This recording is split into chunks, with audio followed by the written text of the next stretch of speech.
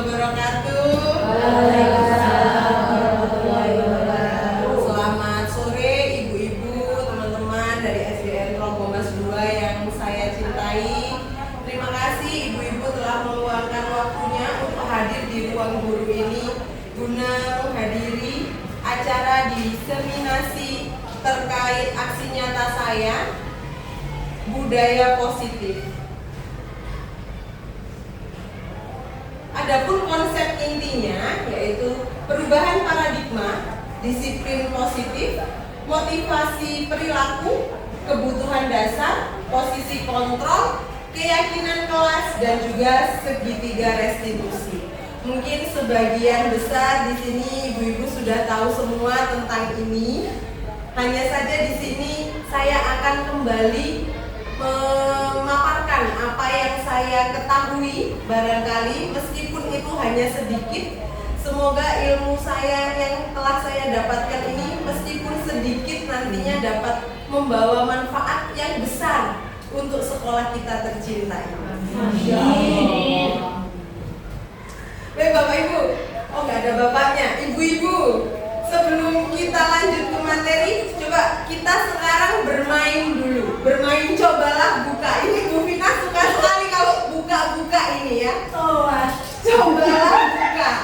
Jadi, coba sekarang ibu-ibu ambil benda atau apapun itu, boleh kertas, permen, bungkus permen yang ada di dekat panjenengan semua. Kertas atau apa, atau kalau nggak ada pura-puranya apa gitu, silahkan kepalkan tangannya. Kepalkan tangannya sedikit saja kertasnya, asalkan bisa dikepalkan nantinya. Satu tangan.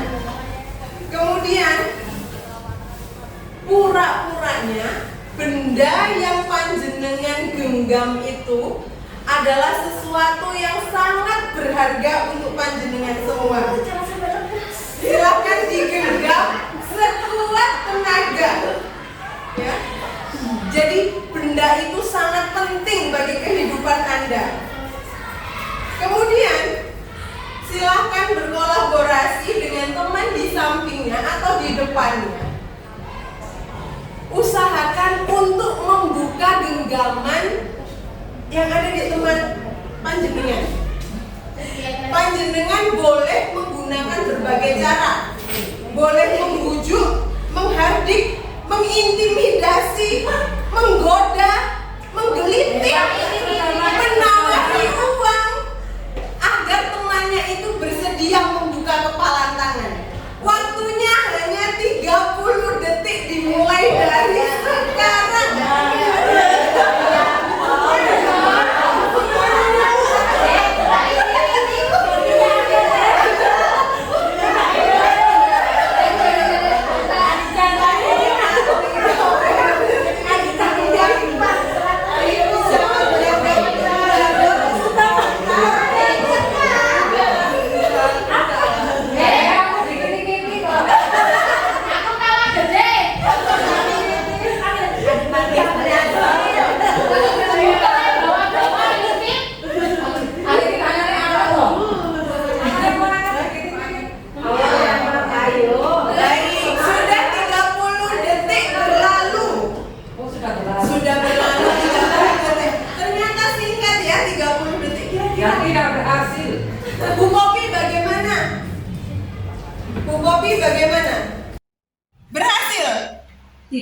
Tidak berhasil membuka. Saya bisa mempertahankan diri.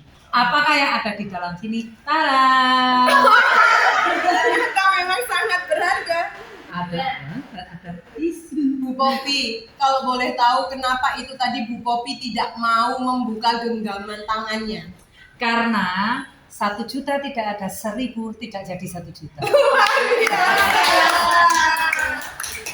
Bu Amalia juga tadi, oh kalau yang ini Bu Popi? Kalau yang ini sangat berharga karena saya itu sering pilek, jadi jangan sampai kuman itu menempel padanya. Saya sangat menjaga. Oh, luar biasa sekali. Adakah yang berhasil membuka genggaman temannya? Saya Bu Vina berhasil membuka genggaman. pasti mengancam. Apakah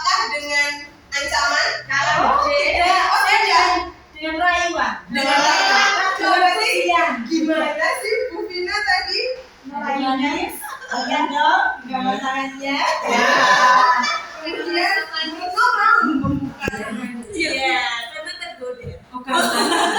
Tergoda itu. Jadi ada dua di sini, tergoda dan akhirnya membuka genggaman tangannya. Bu Popi tidak berhasil digoda oleh Bu Amalia. Saya orang tua. Nah, kira-kira Bapak Ibu-ibu, ya, dari kegiatan yang sudah kita lakukan itu tadi, sesungguhnya siapa yang memegang kendali atau kontrol untuk membuka atau menutup kepalan tangan itu? Diri sendiri. Diri sendiri. Nah, adakah pengaruh dari luar? Ada. Tapi yang mendasari, yang melakukan kontrol itu adalah diri kita. Begitu pula kaitannya dengan teori kontrol atau ilusi kontrol. Nah, ini yang sering kita kadang salah pahami. Yang pertama yaitu ilusi guru mengontrol murid. Kita beranggapan bahwa saya sebagai seorang guru, saya bisa mengontrol murid saya bisa mempengaruhi murid saya. Begitu. Kemudian ilusi bahwa semua penguatan positif, efektif dan bermanfaat. Padahal itu sebetulnya tidak sepenuhnya benar. Pujian yang kita selalu berikan kepada anak-anak tidak sepenuhnya itu benar. Itu hanya ilusi saja. Kemudian ada ilusi bahwa kritik dan membuat orang merasa bersalah itu dapat menguatkan karakter. Ternyata lagi-lagi itu hanya ilusi. Dan yang terakhir ini yang mungkin sering kita lakukan ya, ilusi bahwa orang dewasa memiliki hak untuk memaksa. Mungkin karena kita di sekolah biasanya kita melakukan ini kepada anak-anak. Tapi saya yakin guru SDN Tlogomas 2 minim sekali untuk melakukan hal-hal ini. Semangat untuk guru Tlogomas 2. Ya, itu Bu Ani tadi. Nggak mandi, virus, nggak mandi. Nah, ternyata ini hanya ilusi kontrol yang mungkin itu berhasil dalam waktu yang singkat, Bu Ani. Nah, kemudian, nah ini Bapak Ibu, stimulus responnya. Jadi, ini miskonsepsi selama ini kita yang kurang tepat. Jadi biasanya kita ini menganggap bahwa kebutuhan kita ini sama. Padahal realitasnya kebutuhan kita ini berbeda.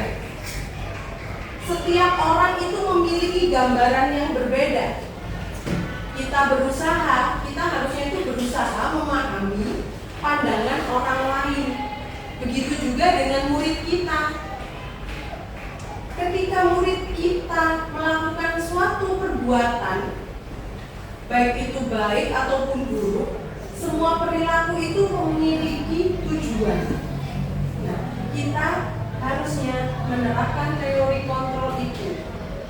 Tidak berarti bahwa orang lain bisa mengontrol saya, tapi hanya saya yang bisa mengontrol diri saya sendiri.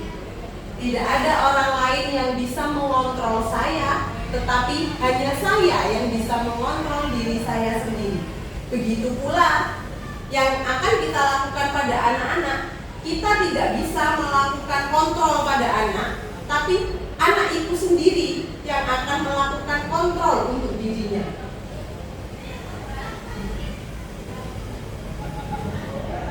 Kalau di stimulus respon itu adanya model berpikir menang atau kalah.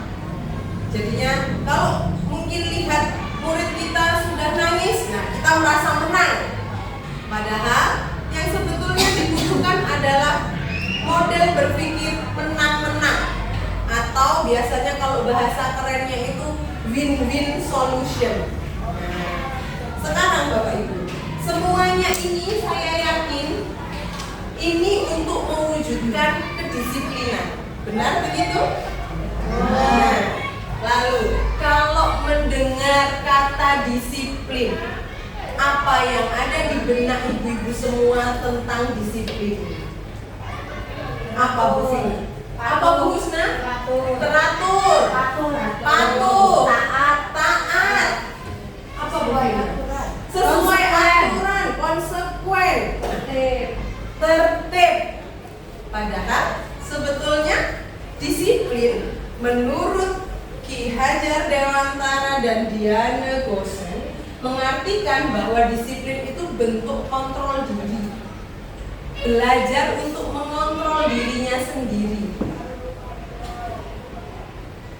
Jadi disiplin itu merupakan suatu kontrol untuk mencapai tujuan yang mulia. Tujuan itu terkait dengan nilai-nilai kebajikan. Ada banyak sekali nilai-nilai kebajikan ya dalam kehidupan ini. Nah, dalam menuju tujuan yang mulia itu ada 3 motivasi yang mendasari kegiatan tersebut. Nah, ada motivasi ini: menghindari ketidaknyamanan atau hukuman, mendapatkan imbalan atau penghargaan dari orang lain, dan yang ketiga, menjadi orang yang mereka inginkan dan menghargai diri sendiri dengan nilai-nilai yang mereka percaya. Kira-kira dari ketiga motivasi perilaku ini, mana yang paling kuat?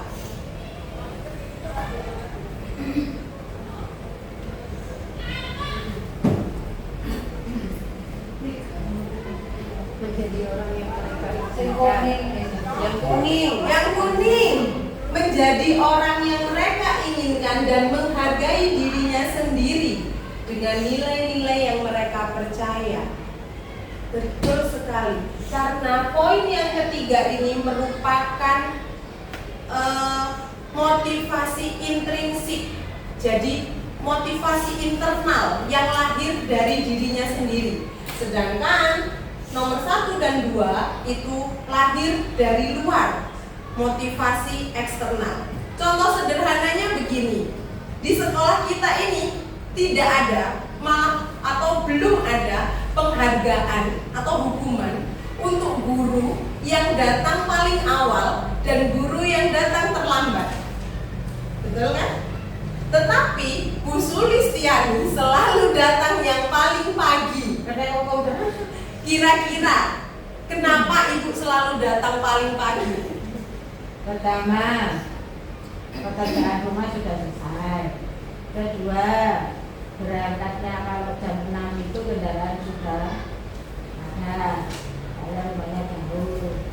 Keempat, kan anak hati-hati. Luar biasa, karena mentaati aturan. Dan itu Ibu sudah lakukan berapa lama, Bu? Saya itu insya Allah sejak di sini. Punya suami, nggak punya suami tetap bakatnya tetap.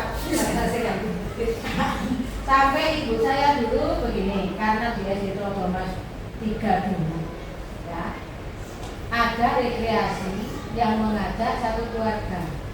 Nah, akhirnya Pak Rahman Tarakan itu ketemu ibu saya, bilang ke ibu saya begini, Bu Sulis itu rajin ya.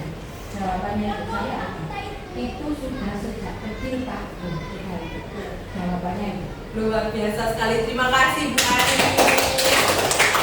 Bu Ani berarti sejak kecil menerapkan disiplin. Berarti memang itu yang bertahan lama.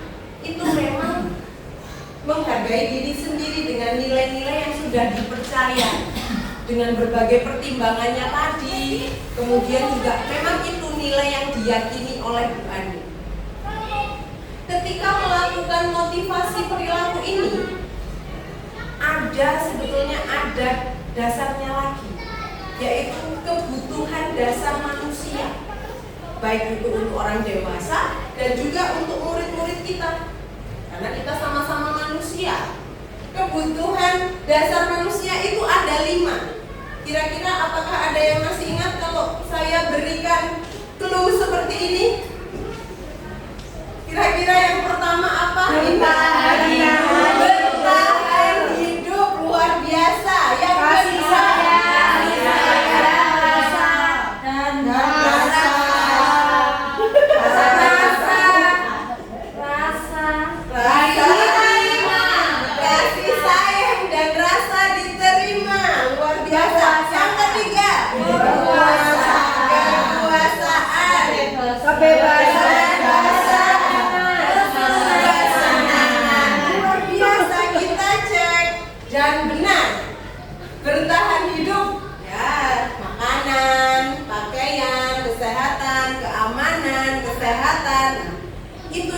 harus kita penuhi.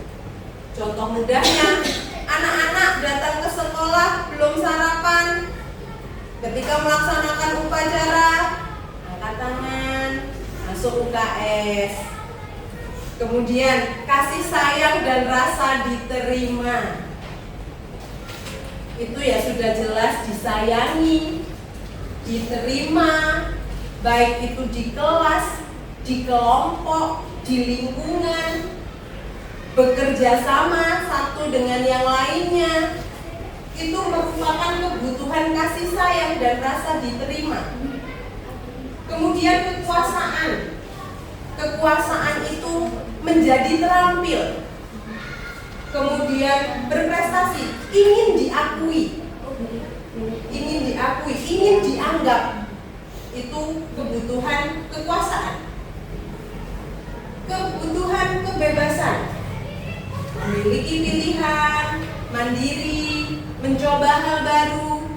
Seperti yang sudah kita terapkan, bahwa kita menerapkan pembelajaran berdiferensiasi, anak-anak diberi kebebasan untuk menentukan produk yang akan dihasilkan.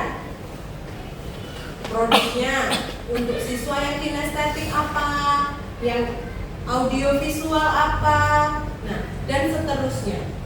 Kemudian kesenangan. Kebutuhan mencari kesenangan, bermain, tertawa, dan juga humor. Dengan kesenangan ini nantinya akan meningkatkan konsentrasi belajar siswa. Karena senang, anak-anak semakin antusias belajarnya. Maka mari kita ciptakan suasana yang menyenangkan di kelas kita, agar siswa itu semangat untuk belajar, siswa semangat untuk datang ke sekolah, dan selalu merindukan kehadiran guru. Sekarang mari kita menganalisis kebutuhan. Jika dari kasus ini, Dinda adalah seorang anak kelas 3 SD. Begitu tiba di rumah, sepulang sekolah, dia menangis dan mengadu pada ibunya. Dia benci pada Bu Rani, gurunya. Menurut Anda, kebutuhan apa yang berusaha dipenuhi oleh Dinda jika jawaban Dinda ketika ditanya ibunya itu seperti ini? Nah, ibu guru bilang, aku tidak boleh bersenandung sewaktu mengerjakan tugas. Katanya kelas harus tenang, tidak ada suara, kan gak seru jadinya. Kira-kira ini kebutuhan apa yang tidak terpenuhi oleh Dinda ini? Kebebasan.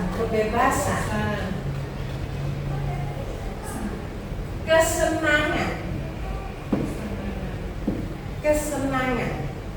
Kita coba lagi. Nah, ibu guru tidak menyapaku hari ini, padahal aku pakai jepit rambut baru.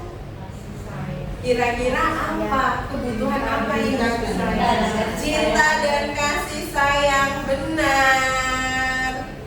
Kemudian yang ketiga, aku bosen, masa belajarnya cuma gitu-gitu aja, dengerin ibu guru aja. Nah, jangan sampai ini terjadi di sekolah kita ya. Kira-kira ini kebutuhan apa yang tidak terpenuhi oleh mahasiswa? Apa kira-kira? Kebebasan. Betul. Jadi dia tidak ada kebebasan untuk memilih. Yang terakhir ini sepertinya. Oh belum. Aku sebel, gambarku tidak rapi. Malah ibu guru menunjukkan ke teman-temanku di depan kelas. Kira-kira kebutuhan apa? Kasusnya seperti ini. Kesenangan. Kesenangan. Apa kira-kira? Cinta dan kasih sayang. Cinta dan kasih sayang. Penguasaan. Penguasaan. Semua disebutkan ya. Ternyata memang ini penguasaan. Kenapa kok penguasaan? Karena dia ingin diakui. Kompetensinya itu ingin diakui. Jadi ketika lima kebutuhan dasar ini tadi tidak terpenuhi, anak itu akan mencari alternatif lain dan menyalurkannya lewat perilaku-perilaku yang tidak sesuai. Contoh, misalkan anak ini kurang dalam akademiknya. Nah, berarti dia tidak terpenuhi kebutuhan penguasaannya, powernya. Dia tidak diakui. Sehingga ketika dia tidak terpenuhi kebutuhannya tentang penguasaan itu tadi, dia akan mencari itu di lain tempat. Contoh, karena akademik biasanya identik di kelas, dia akan mencari di lapangan. Ketika olahraga mungkin dia akan memimpin sebuah pertandingan. Dia akan mengatur teman-temannya. Itu masih dalam lingkup yang positif. Ketika negatifnya, dia akan mengganggu temannya. Ternyata itu merupakan cara dia untuk memenuhi kebutuhan dasarnya itu tadi. Siswa yang tidak memiliki teman di sekolah dikucilkan. Ternyata ketika di rumah dia menjadi superior, merasa bosi. Nah, ternyata itu digunakan untuk memenuhi 5 kebutuhan ini. Seperti contoh soal tadi, bosan, nangis, itu merupakan bentuk yang tidak dapat dipenuhi dari 5 kebutuhan yang harusnya menjadi dasar itu tadi. Ketika ada perbuatan yang tidak sesuai, maka kita harus tahu posisi kita di mana. Ada 5 posisi kontrol dalam kita ini menyikapi sebuah permasalahan untuk siswa-siswa kita. Yang pertama yaitu penghukum, pembuat rasa bersalah, teman, pemantau, dan juga manajer. Kira-kira yang sering kita lakukan itu yang mana? Penghukum, Membuat rasa bersalah. membuat rasa bersalah, teman, pemantau, dan manajer. Saya rasa semuanya ini pernah dilakukan. Tapi mungkin ada 1 atau 2 yang paling sering dilakukan.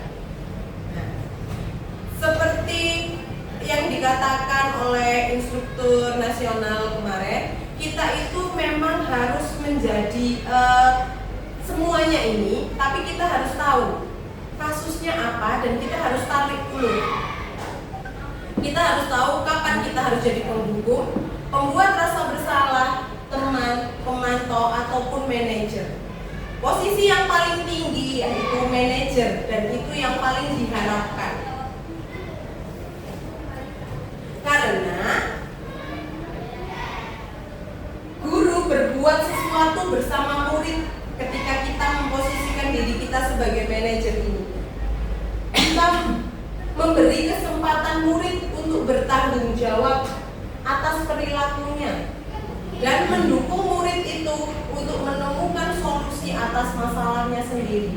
Saya yakin ibu-ibu di sini itu sebetulnya sudah menerapkan ini, tapi mungkin itu tadi masih bingung sebetulnya ini posisinya yang mana. Betul begitu? Betul. Nah, posisi manajer ini mengacu pada restitusi yang menjadikan murid sebagai manajer untuk dirinya sendiri, sehingga tercipta identitas positif. Kalau identitas positif sudah terbentuk, akan lahir disiplin positif dan akan terwujud juga budaya positif nantinya.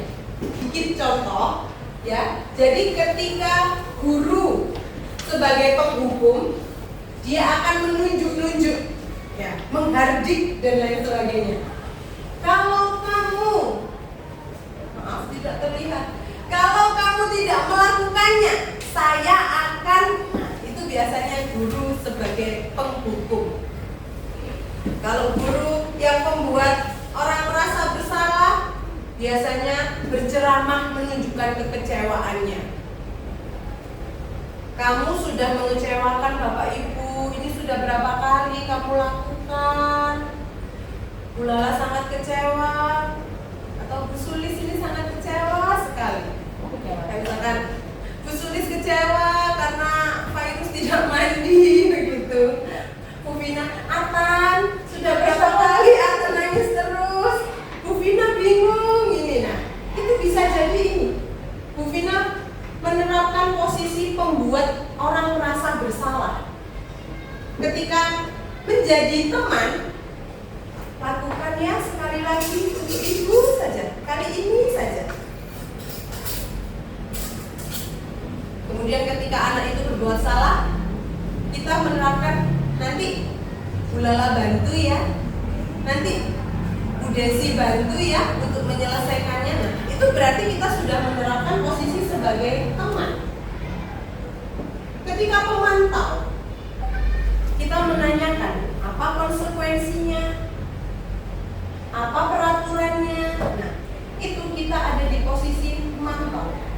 Sedangkan ketika ada di posisi manajer, kita menanyakan apa yang kamu yakini terkait hal tersebut, bagaimana cara kamu memperbaikinya. Saya yakin ibu-ibu di sini sudah menerapkan itu.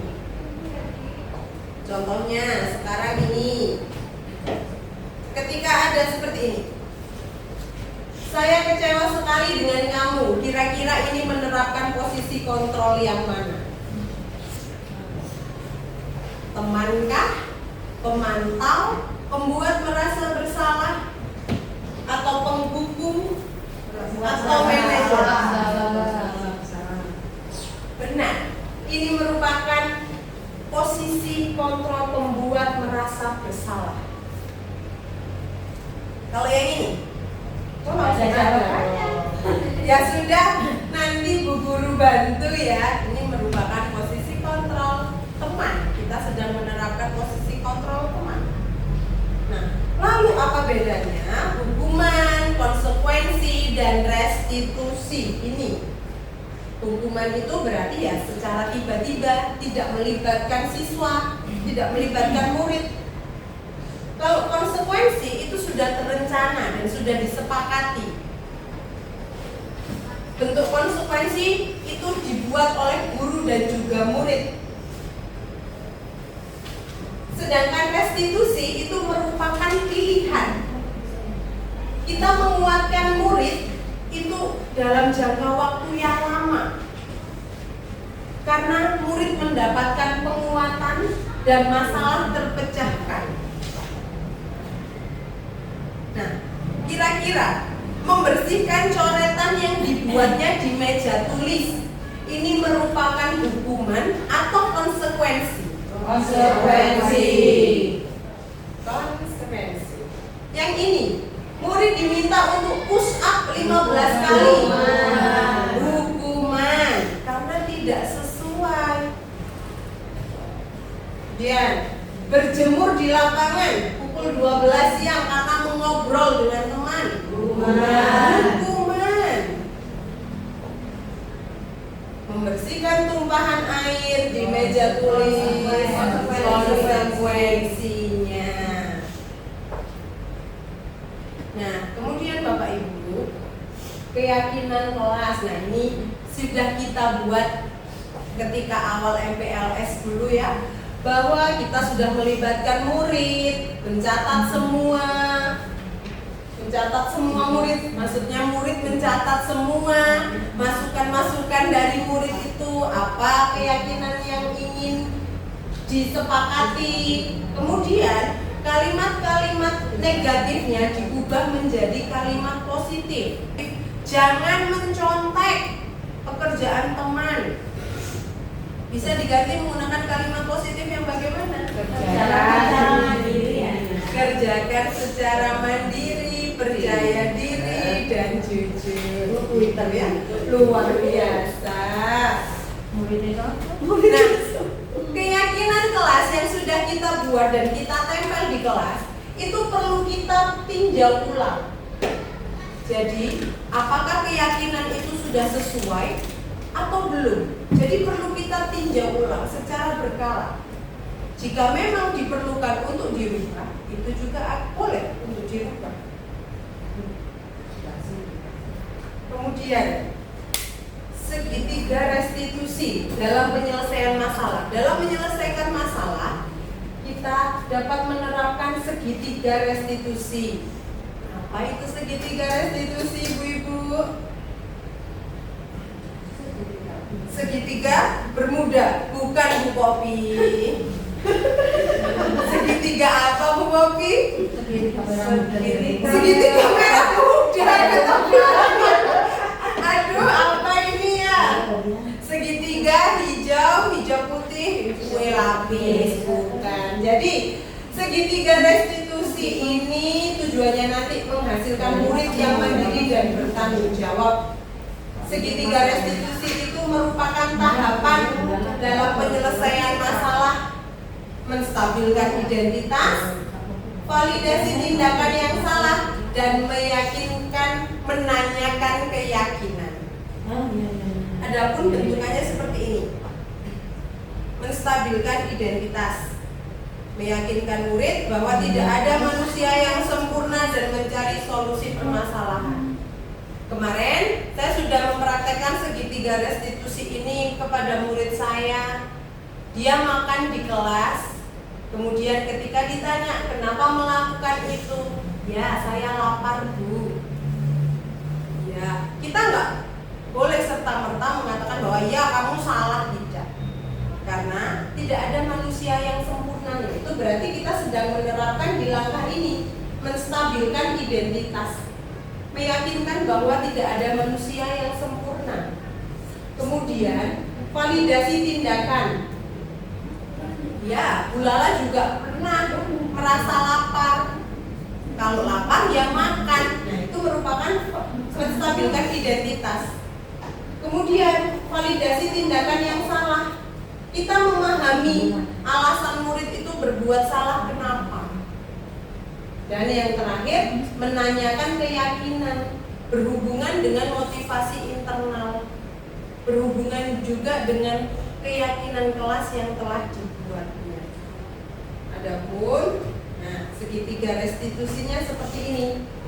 Yang pertama, menstabilkan identitas. Setiap orang pasti pernah melakukan kesalahan. Kamu bukan satu-satunya yang pernah melakukan ini. Sama seperti contohnya yang tadi. Misalkan ada anak terlambat, apakah siswa itu pasti dia anak yang malas? Belum tentu. Bisa jadi dia nggak punya kesiangan, ada macet, banyak bocor, ada sesuatu yang tidak kita ketahui, entah itu motornya tiba-tiba mogok. Nah, itu yang perlu kita gali. Bu Guru juga pernah terlambat. Kalau Bu Ani tidak pernah. Sepertinya Pernah, tidak. Bu. Oh, pernah Bu. Sekali kan boleh. Oh, bukan Bu. Jangan mencoba, jangan mencoba. Jangan tergoda Bu. Jangan tergoda. Motivasi internalnya sudah sangat kuat.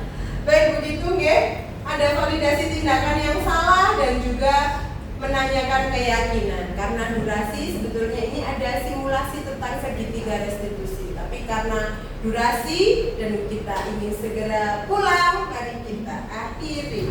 Alhamdulillah. Saya tidak mau kalah dengan Bu Husna. Di depan rumah ada lembah rata. Di bagian ujungnya tumbuh banyak melati. Mohon maaf atas segala kata. Semoga materi ini memberikan kesan di hati. Terima kasih. Assalamualaikum warahmatullahi wabarakatuh. Waalaikumsalam warahmatullahi wabarakatuh.